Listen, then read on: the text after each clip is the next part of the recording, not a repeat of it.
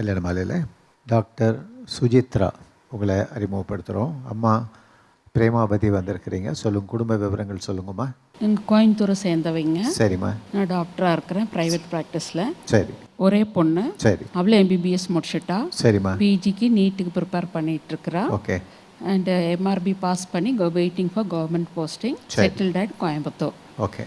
நாங்கள் ஷெட்யூல் காஸ்ட்டை சேர்ந்தவைங்க. சரி. எந்த வகுப்பாக இருந்தாலும் ஒரு நல்ல படித்த பையன், பண்புள்ள ஒரு மருமகனை நான் எதிர்பார்க்குறேன், நல்ல குடும்பத்தில் இருந்து. Very good. ரைட். ஓகே. சொல்லுங்க டாக்டர் சுஜித்ரா, சொல்லுங்க. எம்பிபிஎஸ் முடிச்சுட்டு இப்போ சர்வீஸ் எக்ஸாம் எழுதி பாஸ் ஆகிருக்கேன். போஸ்டிங்காக வெயிட் பண்ணிட்டு இருக்கேன். சரி. And I'm trying for higher studies. Okay. கணவன் எப்படி வேணும்? நல்ல ஃப்ரெண்ட்லியாக. சரி. உங்களுக்கு ஈக்குவலாக படிச்சு ஈக்குவலாக டாக்டர் தான் வேணும்னு இல்லை இல்லையா? டாக்டர் இருந்தால் பரவாயில்ல. ரைட். உங்களுக்கு ஈக்குவலாக படித்து நல்ல பையன் கல்யாண மாலை சன் டிவி நிகழ்ச்சி மூலமாக உடனடியாக அமையணும்னு மனப்பூர்வமாக வாழ்த்துறேம்மா. இந்த நிகழ்ச்சியில் கலந்துக்கிட்டீங்க. வாழ்த்துக்கள். வணக்கம். டாக்டர் கே சுஜித்ரா, வயது 30, எம்பிபிஎஸ் முடித்தவர், டாக்டராக பணியிலுள்ளவர். இவர் நன்கு படித்து நல்ல பணியிலுள்ளவரனை எதிர்பார்க்கிறார். சுஜித்ரா பற்றிய விரிவான விவரங்கள் kalyanamali.com வெப்தளத்தில் இவரது பதிவே 857787. மேலும் விவரங்களுக்கு 04424341400. கல்யாண மாலை நிகழ்ச்சியில் வித்யாத்மிகா இவங்களை அறிமுகப்படுத்துகிறோம். வயது 31. kalyanamali.comல இவங்களது பதிவு எண் 947307. பிஏ மேலும் எம்பிஏ பண்ணியிருக்காங்க. கனடா டொரண்டோவில் பிரான்ச் மேனேஜராக ஒர்க் பண்ணிட்டு இருக்கிறாங்க. ப்ரொஃபஷனல் டிகிரி முடித்து நிரந்தர வேலையில் டொரண்டோலேயே இருக்கிற நல்லவர் தனக்கு கணவராக வரணும்னு நினைக்கிறாங்க. வித்யாத்மிகா நினைக்கிற மாதிரி நல்லவர் அவங்களுக்கு கணவராக உடனடியாக அமைந்திட கல்யாண மாலையின் மனப்பூர்வமான வாழ்த்துக்கள். கல்யாண மாலையின் எக்ஸ்க்ளூசிவ் மேட்ரிமோனி, பிரத்யேகமான மற்றும் பாதுகாப்பான சேவை. பெண்ணின் வயது 22. அசைவம் பிரிவை சேர்ந்த இவர் பிகாம் முடித்து எம்பிஏ படித்துக் கொண்டிருக்கிறார். வசதியான குடும்பத்தை சேர்ந்த இவர் 23 வயது முதல் 28 வயதுக்குள் அசைவம் பிரிவை சேர்ந்த நன்கு படித்து நல்ல பணியில் இருக்கும் வரனை எதிர்பார்க்கிறார். மேலும் விவரங்களுக்கு 9952077705.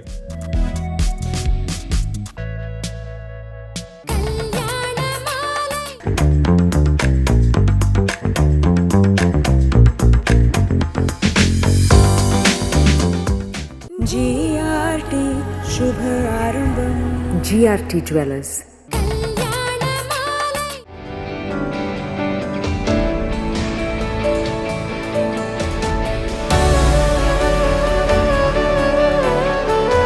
கல்யாண மாலை வெட்டிங் அண்ட் பியாண்ட் கோவை கொடிசியாவில் நடைபெற்ற சவாலே சமாளி பேச்சரங்கம் சென்ற வார தொடர்ச்சி. கல்யாண மாலை நிகழ்ச்சியை மிக வெற்றிகரமாக மிக உள்ளன்போடு நடத்துகின்ற மரியாதைக்குரிய அருமை மோகன் அவர்களே, மரியாதைக்குரிய அருமை சகோதரி மீரா நாகராஜன் அவர்களே, மற்றும் இந்த நிகழ்ச்சியை காண வருகின்றிருக்கின்ற அனைத்து சகோதரிகளுக்கும் பெரியவர்களுக்கும், மேடையில் அமர்ந்திருக்கின்ற மரியாதைக்குரிய பேச்சாளர் ராமலிங்கனை உள்ளிட்ட அனைவர்களுக்கும் தமிழ்நாடு வணிக சங்கட பேரமைப்பின் சார்பாக எங்களுடைய வாழ்த்துதலை நாங்கள் தெரிவித்துக் கொள்கிறோம். இந்த மேடை என்பது எல்லாருமே பார்ப்பாங்க. கல்யாண மாலை நிகழ்ச்சி அண்ணா மோகனை பல லட்சம் பேர் கல்யாணத்தை நடத்தியிருக்காங்க. இந்த மேடையில் விக்ரமாஜா கூட்டு பேச வச்சுருக்காங்களே, என்ன பேசுகிறது அப்படிங்கிற நோக்கம் இருக்குது. பக்கத்தில் ராமலிங்கண்ணே இவ்வளோ பெரிய பட்டியலே வச்சுக்கிட்டே இருக்காங்க. அவர்களை எல்லாம் பார்க்கின்ற பொழுது நம்ம எப்படி பேச போகிறோம், எதை பேசுகிறோன்னு எனக்கு புரியல. மரியாதைக்குரிய அருமை சகோதரி அவர்கள் வணிகர்களை பற்றி நீங்கள் புரிந்து கொள்ள வேண்டும் என்று சொன்னார்கள். இப்போது சாதாரணமாக நீங்கள்லாம் பார்த்தீங்கன்னா வியாபாரிகளை பார்த்த உடனே என்ன நினைப்பீங்கன்னா, பெரிய வியாபாரம் பண்ணுறாங்க, லட்சமாக சம்பாரிச்சுக்கிட்டு இருக்காங்க, அவங்களுக்கு என்னப்பான்னு சொல்லிடுவாங்க மக்கள். ஆனால் அவர்களுக்கு படுகின்ற பாடு, அந்த வணிகத்தை எப்படி கரையேற்பார்கள் என்ற சிந்தனை என்பது யாருக்குமே தெரியாது. இப்போலாம் நீங்கள் அதிகமாக பார்த்தீங்கன்னா பிள்ளைகள் எல்லார் வீடுகள்லையும், ஏன்னா கணவன் மனைவியோடு பேசுகிறதில்ல, பிள்ளைகள் பெற்றோரோடு பேசுகிறதில்ல, ஒரே ஒரு ஆளோட தான் பேசுகிறாங்க. அது ஃபோன் வாட்ஸ்அப்போட தான் பேசிக்கிட்டு இருப்பாங்க. வாட்ஸ்அப்பை தட்டிக்கிட்டே இருப்பாங்க. அதில் ஒரு ஆஃபரை போட்டுருவாங்க. 1 கிலோ சர்க்கரை 9 ரூபான்னு போட்டுருவாங்க. நம்மளால் அதெல்லாம் எதுக்காக 9 ரூபா போடுறான்னு யோசிக்கிறதே இல்லைங்க. உடனே ஆர்டர் கொடுத்துருவாங்க. ஒரு 600 ரூபாய்க்கு பொருள் வாங்கினா 9 ரூபாய்க்கு சர்க்கரைங்க. இன்னொரு ஆஃபர் தட்டிக்கிட்டே இருப்பாங்க. அதில் 100 கிராம் பாதாம் பருப்பு 1 ரூபாங்க. அப்போ நம்ம ஆட்களுக்கு ஏன் 100 கிராம் பாதாம் பருப்பு 1 ரூபாய்க்கு எப்படியா கொடுக்க முடியும்னு யாராவது சிந்திச்சிருமா? இல்லை, நமக்கு 1 ரூபாய்க்கு கிடைக்குது பாதாம் பருப்பு வாங்கிறியா? இப்படி தான் எங்களுடைய வணிகத்தை கடுமையாக நெருக்கடி செய்து கொண்டிருக்கிறார்கள். மரியாதைக்குரிய அருமை சகோதரி மீரா நாகராஜன் அழகா சொன்னாங்க, பக்கத்தில் இருக்கின்ற கடைகள். இப்போ கொரோனா தொட்டு 2 வருஷமாக எல்லாரையும் ஆட்டி படைச்சதுங்க. கடுமையாக சிரமப்பட்டோம். யாரையும் ஒருத்தருக்கு ஒருத்தர் தொடுறதில்லை. கணவன் போட்ட மாஸ்கை மனைவி தொடுறதில்லை. அந்த அளவுக்கு பயபக்தியாக இருந்தாங்க. ஆனால் ஒருவரை நீங்கள் நினச்சி பாருங்க, எல்லாமே ஊர் அடங்கிடுச்சு, எல்லாம் நாடெல்லாம் அமைதியாக இருக்குது, உலகமே அமைதியாக இருக்குது. ஒருவர் மட்டும் ரோட்டில் சுற்றிக்கிட்டு இருக்காரு. அது யாரு? சாமானிய உங்களை சார்ந்த வணிகன் உங்களை சுற்றி சுற்றி வந்துக்கிட்டு இருந்தார். இது நீங்கள் கொஞ்சமாக நினச்சி பாருங்க. அப்போ ஆன்லைன் ட்ரேடிங்லாம் கிடையாதுங்க. எந்த உணவு கூடத்திலும் பொருள் வராதுங்க. வீடு வீடாக கொரோனா தொற்று ஏற்பட்டாலும் பரவாயில்லை, என்னுடைய உயிரையும் துச்சமென மதித்து எங்களை வாழ வைத்து கொண்டிருக்கின்ற வாடிக்கையாளர்கள் முகம் வாடிவிடக் கூடாது என்பதற்காக வீடு வீடாக பொருளை கொடுத்தது நாங்கள் ஐயா. ஆனால் இப்போ எல்லாமே வீட்டை விட்டு வெளியே போகாமே பொருள் வாங்கன்னு நினைக்கிறீங்க. தொலைக்காட்சி பார்த்தோம்னா ஒரு கத்தரிக்காய் வீடு தேடி வரும் விளம்பரம். நான் கேட்குறேன், தொலைக்காட்சியில் எனாமா கொடுப்பாங்களா விளம்பரம்? ஒரு கத்தரிக்காய் நீ விளம்பரம் படுத்துறதுக்கு எத்தனை கோடிகளை நீ கொட்டுகிறாய்? சற்று சிந்திச்சு பார்க்கணும். மேடம் சொன்னாங்க, இந்தியர்கள் எதையும் சந்திப்பேன்னு சொல்லி. அதையும் தாண்டி தமிழர்கள் மனிதநேயத்தோடு எதையும் எதிர்கொள்ளக்கூடியவர்கள் தமிழர்கள். இதில் யாருக்கும் மாற்றுக்கருத்து இருக்க முடியாது. ஆனால் அங்கே நுழைந்து எப்படி இந்த சந்தை, அதாவது இன்னைக்கு பாருங்க, உலகத்திலே 2வது ஜனத்தொகை கொண்ட நாடு நம்ம நாடு. அடுத்து முதலிடத்துக்கு வரக்கூடிய ஜனத்தொகையில் வரக்கூடிய நாடு நம்ம நாடு. ஆகவே வெளிநாட்டுக்காரங்க எதை சிந்திக்கிறாங்கன்னா, அந்த சந்தையில் நாம் எப்படி வியாபாரம் செய்கிறது, சின்ன மீனை போட்டு எப்படி பெரிய மீனை பிடிப்பது, ₹1 பாதாம் பருப்பை கொடுத்து ஒட்டுமொத்த வணிகத்தையும் சூறையாடுவது, ₹9 சர்க்கரை கொடுத்து ஒட்டுமொத்தமாக வாடிக்கையாளர்களை அழைத்து கொள்வது. ஆனால் அப்படி எடுத்துக்கொண்டால் தமிழகத்தை சார்ந்த வியாபாரிகள் எவ்வளோ பேர் இருப்பாங்கன்னு உங்களுக்கெல்லாம் சின்ன கணக்கிட்டு பாருங்க. மாநில பொதுச்சாளர் கோவிந்தராஜிலும் 35 லட்சம் வியாபாரிகளை சொன்னார். 35 லட்சம் குடும்பம். நல்லா புரிஞ்சுக்கிடுங்க, 35 லட்சம் குடும்பத்தை சார்ந்த உறுப்பினர்கள். எங்களுடைய தொழில் செயின் சங்கிலி மாதிரி இருக்குங்க. இப்போ சாதாரணமாக ஒரு கட்டிடம் கட்டுவதற்கு ஒரு செங்கலை ஒருவர் உருவாக்குவார். அந்த செங்கலை வாங்கிட்டு உங்களை வீடு கட்ட கொடுத்து அந்த வீட்டில் நீங்கள் குடியேற வரக்கூடிய அந்த பொருட்களை சேமித்து தர்றது யாரு? வியாபாரிகள். அதில் இருக்கிற வேலையாட்கள், வண்டி ஓட்டுறவங்க, இதையெல்லாம் சார்ந்து இருப்பாங்க. ஆனால் அந்த கடை வீழ்ந்து போனால் அவர்களை சார்ந்தவங்களாம் என்ன பண்ணுவாங்க? வீழ்ந்து போயிடுவாங்க. இப்போ நம்ம ஊர்லலாம் பார்த்தீங்கன்னா, எங்கேயாவது கடைக்கு போனீங்கன்னா, நீங்கள் ஹோட்டலுக்கு போங்க, டீ கடைக்கு போங்க, சலூன் கடைக்கு போங்க, தமிழில் பேசுகிறீங்களா ஹிந்தியில் பேசுகிறீங்களா? இப்போ எல்லாருமே அதிகமாக ஹிந்தியில் தான் பேச முடியும். 2 இட்லி கூட்டினா அவனுக்கு புரியாது. ஏன்னா அந்த அளவிற்கு நம்ம ஆட்கள் வேலை செய்கிறத குறைச்சிக்கிட்டு இருக்காங்க. எளிமையாக சுலபமாக சம்பாதிக்கணும், சுலபமாக பொருள் வாங்கணும். கடைகளை தேடி நம்ம அலைஞ்சு 4 பொருள் வாங்கும்போது உங்களை அறியாமல் உங்களுக்கு என்ன கிடைக்குது? உடம்புல ஒரு ஆரோக்கியம் கிடைக்குதுங்க, ஒரு நடைபயிற்சி கிடைக்குதுங்க. ஆனால் எல்லாமே நீங்கள் ஆப் மூலமாக வாங்கினீங்கன்னா உங்களை தேடி எதெல்லாம் வருது? சுகர் வருது, பிபி வருது, ப்ரெஷர் வருது, இதெல்லாம் உங்களை தேடி வருது. அப்போ ஆகவே தான் வியாபாரிகளை நீங்கள் எப்பவுமே உள்நாட்டு வணிகர்களை பாதுகாக்க வேண்டும். நாங்கள்லாம் ஒரு பொருளை வாங்கி கொள்ளையடிக்கிற லாபத்தெல்லாம் விற்கிறது இல்லைங்க. இந்த கொரோனா காலத்தில் பார்த்துருப்பீங்க, பொருளே கிடைக்காது, ஆனால் விலையேற்றாமல் அதே விலைக்கு விற்பனை செய்தவர்கள் தான் உங்களை சார்ந்த வியாபாரிகள். சவாலே சமாளி பேச்சரங்கில் வணிகம் தழைக்க தொடர்கிறார் திரு AM விக்ரமராஜா வரன்களை அறிமுகப்படுத்திய பிறகு.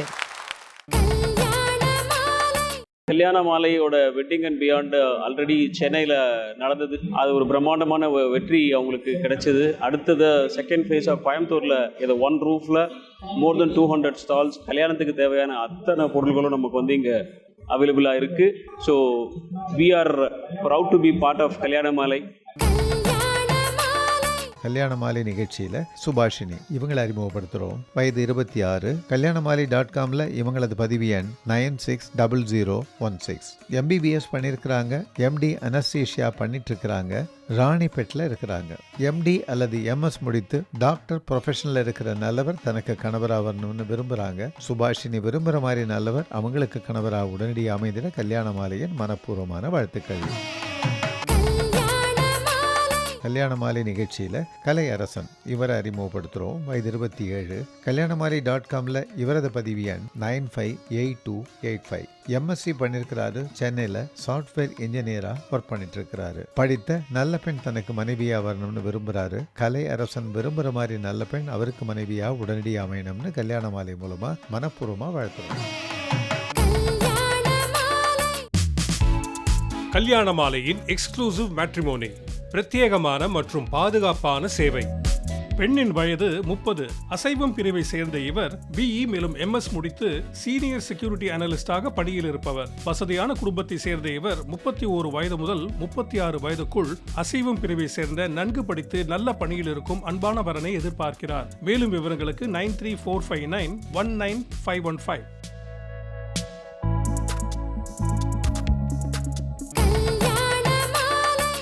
கல்யாண மாலையின் மெகா மேட்ரிமோனி மீட் இன்று மதுரை வெஸ்டர்ன் பார்க் ஹோட்டலில் நடைபெற உள்ளது. அதனைத் தொடர்ந்து மார்ச் 19ஆம் தேதி ஞாயிற்றுக்கிழமை ஈரோடு சத்தி மெயின் ரோடு ரத்னா ரெசிடென்சி ஹோட்டலில் நடைபெற உள்ளது. உங்கள் சமூகத்து வரன் தேடுவோரை சந்தித்து உங்கள் வீட்டு திருமணத்தை விரைவாகவும் எளிதாகவும் நிச்சயம் செய்யுங்கள். மேலும் விவரங்களுக்கு 9840891300 அல்லது 9840891400. நெய்னா இப்படி இருக்கணும். ஆச்சி நெய் மாதிரி இருக்கணும். ஜாலியான பார்ட்டியா, ஸ்ட்ரெஸ்ஃபுல்லான டியூட்டியா, always chill with Bavento. Always chill with Bavento.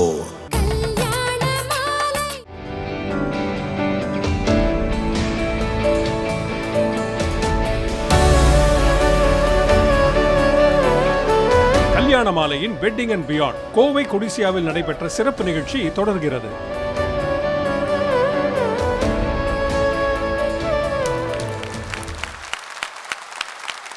நீங்கள் உங்கள் சொந்தத்தெல்லாம் பார்த்தீங்கன்னா ஒன்று உங்கள் சகோதரர் வர்க்கத்தில் இருப்பாங்க, இன்னும் மனைவி வர்க்கத்தில் இருப்பாங்க, மாமச்சன் யாராவது ஒரு ஆள் எங்கே இருப்பாங்க? தொழிலில் இருப்பாங்க. ஆனால் அந்த தொழிலுக்கு இப்போ பெரிய சவால் வந்திருக்கிறது. எப்படி சாமானிய வணிகத்தை உங்களால் பாதுகாக்க முடியும்?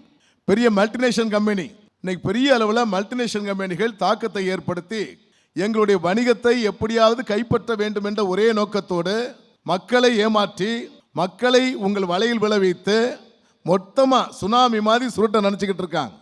இந்த தாக்கத்திலே ஏறக்குறைய தமிழகத்தில் மட்டும் 13 விழுக்காடு வியாபாரிகள் கடையை பூட்டி விட்டு வேறு வேலை தேடி கொண்டிருக்கிறார்கள்.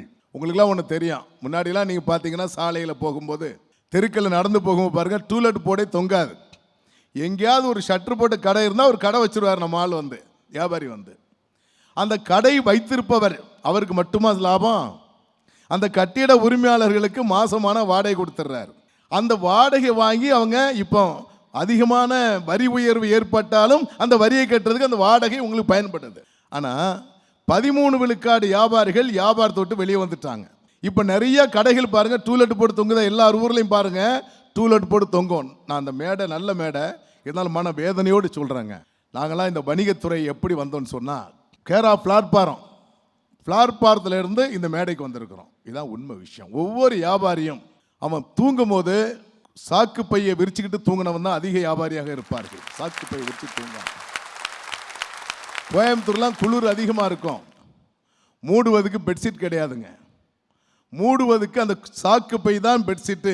காலையில் அந்த சாக்கு பை எடுத்துக்கிட்டு காய்கறி வாங்க போவார். அதே காய்கறியில் காய்கறியை வாங்கி மக்களுக்கு கொடுப்பாரு. அதே சாக்கு பையை விரிச்சுக்கிட்டு படுப்பார். இதான் நிலைமை. காலையில் சாப்பிட்டா மத்தியானம் சாப்பிட மாட்டார். காலையில் சாப்பிடும்போதே 2 இட்லிக்கு பதிலாக சாம்பார் சட்னிலாம் சேர்த்து சாப்பிட்ருவார். மத்தியானம் சாப்பிட்டாச்சுன்னா ஒரு 2 ரூபா செலவாக பண்ணி அதை சேமித்து வைப்பாருங்க. அந்த சாப்பாடை மாலையில் சாப்பிடுவார், நைட்டில் சாப்பிட்றதில்ல. ஒருவேளை சாப்பாடை கட் பண்ணால் அதில் 2 ரூபா கிடைக்குமா என்று தான் மிச்சப்படுத்தி தான் அந்த வணிகன் தன் வாழ்க்கையை தொடங்குகிறான். இதான் உண்மை. உங்களுக்குலாம் அது பெருசாக தெரியும். இன்றைக்கு அவருடைய வாழ்க்கை ஆதாரத்தை நீங்கள் அந்த மூலையிலவே பார்த்தீங்கன்னா இதான் நிலைப்பாடு. அப்படி ஒரு வணிகத்தை உருவாக்கப்பட்டு இன்று 1 கோடி பேருக்கு மேலே வேலை வாய்ப்பை தந்து கொண்டிருக்கின்ற துறை இந்த வணிகத்துறை. நீங்கள் அரசாங்கம் வெளிநாட்டு கம்பெனிகளை இங்கே வாங்க தொழில் செய்யுங்கன்னு கூப்பிடுறாங்க. அதில் எங்களுக்கு மாற்றுக்கருத்து அல்ல, வரட்டும். ஆனால் இங்குள்ள வணிகத்தை சுரண்ட வேண்டாம் என்பதுதான் எங்களுடைய கோரிக்கை. இப்போ அவங்க வருகின்ற பொழுது அவங்களுக்கு அழகான தார் சாலை கேட்பாங்க. நீங்கள் நல்லா பாருங்கள், குண்டுங்குழி இல்லாத சாலை வேணும், அவங்க உத்தரவு போடுவான், அக்ரிமெண்ட்டில் போடுவான்.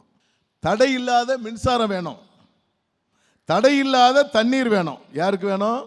வெளிநாட்டு கம்பெனிக்கு. அதை தாண்டி 5 ஆண்டு வரி சலுகை, 5 ஆண்டு மின்சார கட்டண சலுகை. அந்த இடங்கள் எல்லாம் நம்ம ஆளுங்கிட்ட ரெக்வயர் பண்ணி அரசாங்கம் கொடுத்துருவாங்க. விலை குறைச்ச விலையில் அவனுக்கு கொடுப்பாங்க. அவன் அப்படி ஒரு 10 ஏக்கர் 20 ஏக்கரை வாங்கி வச்சுக்கிட்டு வந்து உட்காருவாங்க. ஒரு 5 வருஷம் வியாபாரம் செய்வாங்க. 5 வருஷத்துல இங்கே டேக்ஸ் கட்ட வேண்டியதில்லை, மின்சார கட்டணத்தில் சலுகை, எல்லா சலுகையும் அனுபவிச்சுருவாங்க. 6வது ஆண்டுகளில் பார்ப்பாங்க, இதை விட அடுத்த நாடு எப்படி இருக்குன்னு பார்ப்பாங்க. அதுக்குள்ளே இந்த 5-6 வருஷத்தில் அந்த இடம் என்ன வரும்? வேல்யூ கூடிரும். இதை காலி செஞ்சுட்டு அங்கே போயிடுவார். இதெல்லாம் நடந்திருக்கா? நம்ம ஊரில் நடக்காமல் இருக்கா? ஆனால் இங்குள்ள வணிகம் காலங்காலமாக உங்களே நம்பிக்கொண்டு உங்களுக்கே வாக்களித்து கொண்டிருக்கின்ற ஒரு வாக்காளன் என்ற முறையிலும், ஒரு இந்திய குடிமகன் என்ற முறையிலும், ஒரு தமிழகத்தை சார்ந்தவன் என்ற முறையிலும், ஒரு வணிகத்துறையை சார்ந்தவன் என்ற முறையிலும் நான் மத்திய மாநில அரசுகளை கேட்பது, உள்நாட்டு வணிகத்தை பாதுகாப்பதற்கு ஒரு சட்டம் கட்டாயமாக இயற்ற வேண்டும் என்பதுதான் இந்த மேடை மூலமாக நான் கேட்கிறேன். ஏன்னா இந்த மேடை கேட்கும்போது உலகம் முழுக்க இது சுத்து போய் சேரும். அப்போ உலகத்தில் இருக்கின்ற அத்தனை பேரும் அந்த தம்பி விக்ரமராஜா கேட்டார், அது நியாயமான கேள்வி தானையா? உள்நாட்டு வணிகத்தை பாதுகாப்பதற்கு தவறக்கூடாத அரசாங்கம் என்பதை விக்ரமராஜா கேட்டாரு. இல்லை மாற்றுக்கருத்து இல்லை. உங்களுக்கு ஒரு விஷயம் பாருங்க, புதுசாக வந்து ஒரு கம்பெனி ஐட்டம் வந்திருக்கோம், அதை மார்க்கெட்டிங் பண்ணுறது யாரு? மார்க்கெட்டிங் பண்ணுறது சாதாரண ஒரு பெட்டிக்கடை மளிகை கடையில் அந்த வியாபாரிகிட்ட கொடுத்தா அந்த பொருளை அக்கான்னு சொல்வார். ஏன்னா எங்கள் ஆள் வந்து, எங்கள் வணிகர்கள் வந்து குடும்பத்தோட பாசத்தோடு பழகுவார். ஒரு பொருளை உங்கள்கிட்ட காசு வாங்கிட்டு கொடுத்தாலும் அது பாசத்தோடு கொடுப்பார். ஆகவே தான் அந்த பொருளை கொடுக்கின்ற பொழுது உணர்வோடு கொடுப்பார். ஆனால் அந்த பொருள் உற்பத்தி செய்து விளம்பரம் செய்து நாங்கள் மார்க்கெட்டில் பீக்காக அந்த வளர்ச்சி பாதைக்கு வந்த உடனே இப்போ அந்த கம்பெனியால் என்ன செய்கிறாருன்னா, நேரே கார்பரேட் கம்பெனிக்காரன் போகிறாங்க, எங்களுக்கு 1 லட்சம் பீஸ் எங்களுக்கு கொடுத்துரு, என்ன விலைக்கு தருவ? நாங்கள் இதுவரைக்கும் 60 ரூபாய்க்கு வாங்கி அதிகபட்சம் ஒரு 63 ரூபா 65 ரூபாய்க்கு விற்றுருப்போம். ஆனால் 60 ரூபாய்க்கு வாங்கின பொருளை 1 லட்சம் பீஸ் எவ்வளோக்கு வாங்குறாங்க? 40 ரூபாய்க்கு வாங்குறாங்க. நீ எல்லாம் புரிஞ்சுக்கிடணும். இந்த மேடை அற்புதமான மேடை. இந்த மேடை மூலமாக நாங்கள் சொல்லுகின்ற பொழுது ஒவ்வொரு நம்மளுடைய சகோதரிகளுக்கும் இது உள்ளபூர்வமாக சொல்லுகின்ற மேடை, உள்ளதை சொல்லுகிறான் என்ற எண்ணம் உங்களுக்கு உருவாகுங்க. 40 ரூபாய்க்கு வாங்கின பொருளை ஆஃபர் போட்டு 50 ரூபாய்க்கு விற்பார். நம்மளால் பார்ப்பாங்க, எப்போ அந்த கடையில் 65 ரூபா விற்றாங்க, 15 ரூபா கம்மி. அதைத்தான் மத்திய மாநில அரசுகளிடத்தில் நாங்கள் கேட்க இருக்கிறோம். சாமானியனுக்கு ஒரு விலை, மல்டிநேஷனல் நிறுவனத்திற்கு விலை. ஏன்னா 1 லட்சம் பீஸ் என்னால் வாங்க முடியாது, என்கிட்ட அந்த பொருளாதாரம் இல்லை, நான் அதை வாங்கி குடனை அமைத்துக் கொள்ளவில்லை. ஆகவே வெளிநாட்டு சக்திகளோடு, பெரிய இந்தியாவினுடைய மல்டிநேஷனல் கம்பெனியோடு நாங்கள் போராடுவதற்கு தயாராக இருக்கிறோம், போராடி வெற்றி பெறுவதற்கும் தயாராக இருக்கிறோம், நம்பிக்கையோடு இருக்கிறோம், மன துணிவோடு இருக்கிறோம். என உழைக்க பிறந்தவர்கள், உழைக்க தெரிந்தவர்கள், உற்பத்தியாளர்கள் விற்பனை செய்யக்கூடிய விலை இந்த விலைக்குத்தான் அத்தனை பொருட்களையும் தரப்பட வேண்டும். மல்டிநேஷனல் கார்பரேட் கம்பெனிக்கு ஒரு விலை என்பதை கட்டாயமாக தடை செய்யப்பட வேண்டும் என்பதை இந்த அற்புதமான மேடை மூலமாக தெரிவித்துக் கொண்டு, வருகின்ற தமிழ்நாடு வணிக சங்க பேரமைப்பினுடைய 40வது வணிகர் தின மாநில மாநாடு ஈரோட்டில் நடைபெறுகின்ற மாநாட்டில் பல லட்சம் வணிகர்கள் பங்கேற்க இருக்கிறார்கள். இந்தியா முழுவதும் அனைத்து மாநிலத்தினுடைய நிர்வாகிகள் பங்கேற்க இருக்கிறார்கள். அந்த மாநாட்டில் பிரகடன தீர்மானமாக இது போன்ற தீர்மானங்கள் நிறைவேற்ற இருக்கிறோம். ஆகவே தான் இந்த மேடையிலே எங்கள் உள்ள குமரலோடு ஆதங்கத்தோடு நான் பதிவு செய்திருக்கிறேன். இதெல்லாம் நான் சொன்னதெல்லாம் மேடை பேச்சுக்காக அல்லங்க, உள்ளத்தில் உள்ளதை உள்ளபூர்வமாக சொல்லியிருக்கிறோம். இந்த அற்புதமான மேடை தந்த கல்யாண மாலை நண்பர்களுக்கும் சகோதரிக்கும் சகோதரர்களுக்கும் தமிழ்நாடு வணிக சங்க பேரமைப்பின் சார்பாக உள்ளமார்ந்த நன்றியை தெரிவித்து விடைபெறுகிறேன். நன்றி, வணக்கம். சவாலே சமாளி சிறப்பு பேச்சரங்கத்தில் இலக்கை ஜெயிக்க பேச வருகிறார் திரு சேவியர் பிரிட்டோ. அடுத்த வாரம் உடம்புல வலி நோய் இருந்தாதான் உயிரோடு இருக்கும்னு அர்த்தம்.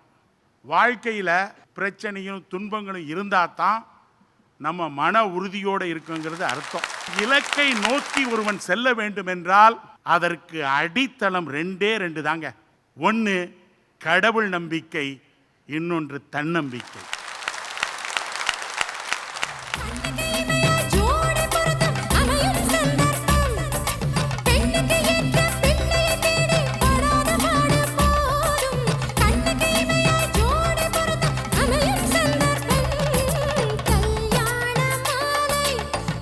உங்கள் வீட்டு வரனுக்கு மிகச் சிறப்பான இல்வாழ்க்கை துணை அமைய பதிவு செய்து கொள்ளுங்கள் kalyanamaalai.com.